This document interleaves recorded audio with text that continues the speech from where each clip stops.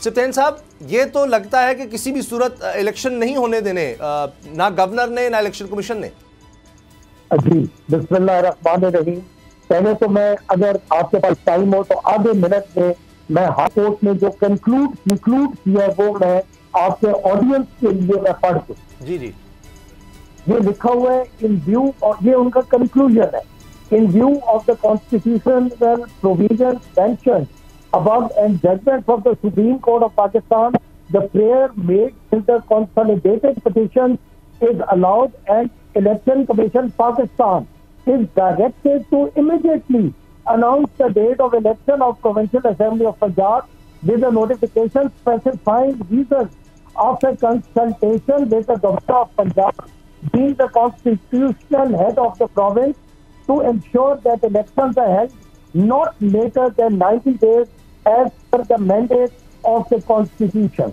अब ये वो लाइनें हैं जो हाई कोर्ट ने, ऑनरेबल हाई कोर्ट ने बड़ा कैटेगोरिकली कह दिया, और तकरीबन 4-5 हेयरिंग्स के बाद इलेक्शन कमीशन, 5 हेयरिंग्स के बाद इलेक्शन कमीशन का लॉयर आया, गवर्नर का लॉयर आया, हमारा पीटीआई का लॉयर आया, और ये बड़ा थॉरली इसको स्टडी करके उन्होंने कहा कि कोई भी एस्केप करने का तरीका नहीं है। कॉन्स्टिट्यूशनल, आपको कॉन्स्टिट्यूशन जो है वो बाउंड करता है कि 90 दिन के अंदर आप इलेक्शन करवाएं।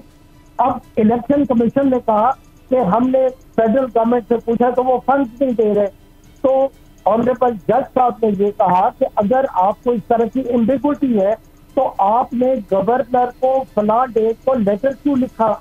आपने लेटर में कैटेगोरिकली कहा कि आप जनाब, we are ready to conduct the election, और अब गवर्नर साहब डेट दें और हम इलेक्शन कराएं।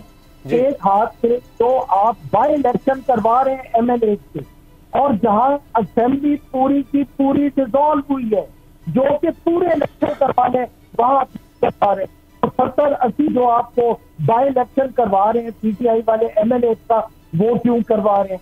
तो दे वर लेफ्ट विद नो आंसर, उन्होंने कोई जवाब नहीं दिया। और मेरा ख्याल है कि इसके खिलाफ वो अपील में भी नहीं जाएंगे, अपील बनती भी नहीं है। आज बादल नाखास्ता समय कि गवर्नर साहब ने इनको बुलवाया इलेक्शन कमीशन को कल के लिए, और उम्मीद है कि कल या परसों तक ये डेट आ जाएगी, वरना ये बहुत बड़ी आईन की वायलेशन। जी सिद्दीक खान। सदनान खान साहब, ये बताएं कि अगर ये कल तक, परसों तक, क्या आपकी डेडलाइन है कि कब तक ये तारीख नहीं देते तो उसके बाद आप जेल भरो तहरीक पर अमल जो है वो शुरू कर देंगे? जी, जेल भरो तहरीक का ताल्लुक तो तब आएगा ना कि अगर ये डेट नहीं देते और ये इलेक्शन से भागते हैं। अब देखें, ये अवाम को एक बात की तो समझ आ गई कि कुछ पॉलिटिकल पार्टी ऐसी है जिसमें हम पीटीआई हो गए या जो हमारे एलआई हो गए, पीएमएलक्यू वाले, हम अवाम के पास जाना चाहते हैं। कुछ लोग ऐसे हैं जो अवाम पे जाने से रिलक्टेंट है, वो एक अवाम पे नहीं जाना चाह रहे, तो अवाम को समझ तो आई बैठी है। अगर एक बंदा आईन की वायलेशन करता है और बड़ी क्लियर कट वायलेशन करता है, तो उसके लिए हमारे पास ऑप्शंस मौजूद है। या हम कंटेम्प्ट ऑफ कोर्ट में जाएंगे, और या सवेयर, ये इतनी सवेयर वायलेशन है कि शायद ये वो जो बड़ा एक लीगल किस्म का आर्टिकल है कॉन्स्टिट्यूशन में प्रोविजन है 6 वाली, शायद गेम उधर चली जाए। किसी न किसी स्टेट से 2 गवर्नर पंजाब और गवर्नर केसी और एक इलेक्शन कमीशन, मेरा ख्याल है ये कॉन्स्टिट्यूशन को वायलेट ना करें, कॉन्स्टिट्यूशन की लिमिट पे, उसके पैरामीटर्स में रहते हुए काम करें, तो I think that would be much better. जी सुमैया। सप्तान खान साहब, लेकिन लग तो रहा है कि ये करेंगे, इनको समझ आ नहीं रही, क्योंकि कमेटी बनाने का भी कह दिया है कि कमेटी बनाएं, गवर्नर को जो खत लिखा है इलेक्शन कमीशन ने। आपको लग रहा है ये वाकई इस तरीके से वॉयलेट नहीं करेंगे? हालांकि कंटेम्प्ट ऑफ कोर्ट भी चलेगी, अब ये सारे मामला खराबी की तरफ ही जा रहे हैं, लेकिन ये कमेटियों पे कमेटियां बनाने की जो इनकी एक प्रैक्टिस है, उससे आपको लग रहा है कि ये 2-3 दिन जो आप कह रहे हैं कि तारीख का ऐलान कर देंगे ये? देखें, otherwise they will face the music, they will face the consequences. Ultimately देखें, ये अवाम के पास जाने से घबरा क्यों रहे? जब इन्होंने ये गवर्नमेंट टॉपल की, साइफर के जरिए टॉपल की, या मैं उन डिटेल्स में नहीं जा रहा, अदम एतमाद करके इमरान खान को उतार दिया, ये जंप मार के पीडीएम की 13 पॉलिटिकल पार्टी इक़्तिदार में आ गई। आज 8 महीने हो गए, इन्फ्लेशन देखें, डिस्कॉन्टेंट देखें, अवाम के हालात देखें, महंगाई देखें, ये कहाँ जा रही है गेम। और फिर इन हालात में जो शहबाज शरीफ साहब की हुकूमत है, मुझे तो लगता है ये जो मरियम बीबी ने फोर्सफुली जंप इन किया पार्टी में, ये इसीलिए किया कि उनके चचा के जो हालात नजर आ रहे हैं, वो तो यही समझ रही है कि चचा ने अपने आप को सिक्योर कर लिया, सलमान शहबाज को सिक्योर कर लिया, हमजा शहबाज को सिक्योर कर लिया, तो मरियम बीबी के जो वालिद साहब हैं वो तो अभी तक बाहर बैठे हैं। मतलब ये इतनी सारी कंफ्यूजन है कि ये आप 6 घंटे का भी प्रोग्राम करें ना तो भी थोड़ा होगा। अब इनको कमेटी पे कमेटी खेलना नहीं चाहिए। इनको जब एक कैटेगोरिकली देखें, या तो ये कहें कि हम कॉन्स्टिट्यूशन को इम्पोर्टेंट डॉक्यूमेंट खुदा ना खास्ता नहीं समझते। अगर कॉन्स्टिट्यूशन इम्पोर्टेंट डॉक्यूमेंट है और मुल्कों की सालमियत जो है वो कॉन्स्टिट्यूशन के साथ बंधी हुई है, तो जब कॉन्स्टिट्यूशन इनको पाबंद कर रहा है तो ये कॉन्स्टिट्यूशन को वायलेट क्यों कर, मुझे इस बात की समझ नहीं आती। और अल्हम्दुलिल्लाह ये जो कल परसों वाला डिसीजन आए, ये बड़ा इंडिपेंडेंट डिसीजन आए और इतनी थॉरो डिस्कशन के बाद आए, तो वी आर हैप्पी कि अदालतें काम कर रही और इंसाफ दे।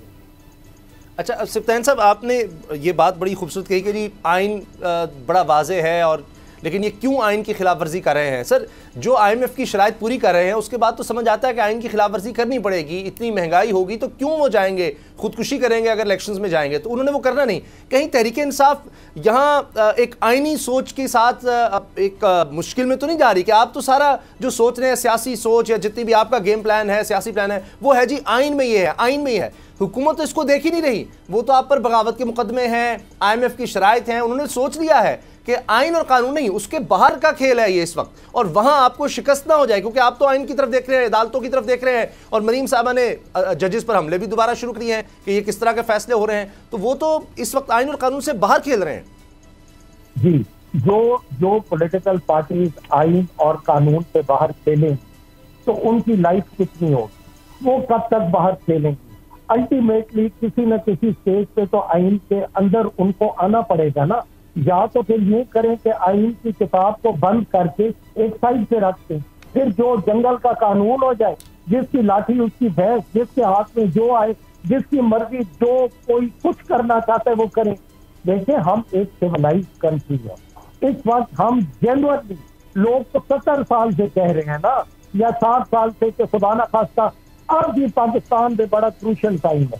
नहीं, मैं ये समझता हूँ कि जेन्युइनली अब इस वक्त जो हमारा मुल्क क्राइसिस से गुजर रहा है, अल्लाह ना करे अब हमारे मुल्क पे क्रिटिकल कॉन्सिक्वेंसेस से गुजर रहा है, और अल्लाह करे कि हम इससे इज्जत भरम से अपने मुल्क की सालमियत को बचाएं और अपने मुल्क को इन क्राइसिस से निकालें। और वो कैसे निकलेगा, वो तो आपके पास एक ही हल है ना, कि हम पार्लियामेंट्री डेमोक्रेटिक सिस्टम है, हमारे मुल्क में डेमोक्रेसी है। आप इलेक्शन के बगैर, आप पार्लियामेंट के बगैर, आप आइन को देखें, हर आर्टिकल जहां भी डेफिनेशन ऑफ असेंबली का लफ्ज आता है, चाहे वो नेशनल असेंबली है या प्रोविंशियल असेंबली है, वो इतना पाबंद कर रहे हैं कि आपने पहले इलेक्शन की डेट देनी है, उसके बाद आपने केयर टेकर चीफ मिनिस्टर और कैबिनेट बनानी है, और ये बात के फैसले हैं, क्योंकि आप अपने अवाम को डिप्राइव राइट ऑफ वोट से या राइट ऑफ रिप्रेजेंटेशन से आप उनको डिप्राइव कैसे कर रहे हैं। हमारे ये जो पीडीएम वाले दोस्त हैं वो कहते हैं जी। अगर आपको ये वीडियो पसंद आई तो सब्सक्राइब करें और बेल पर क्लिक करें। बोल उड़ाएगा सबका होश, भूल जाएंगे सब अपना जोश। देखिए पाकिस्तान की सबसे बड़ी PSL ट्रांसमिशन सकलैन मुश्ताक, रमीज राजा, सुहेब अलवी, जमील फारूकी और फहीम खान के साथ खेल का जुनून रोजाना रात 11 बजे सिर्फ बोल न्यूज पर। सब्सक्राइब करें और बेल दबाएं ताकि कोई खबर रह न जाए।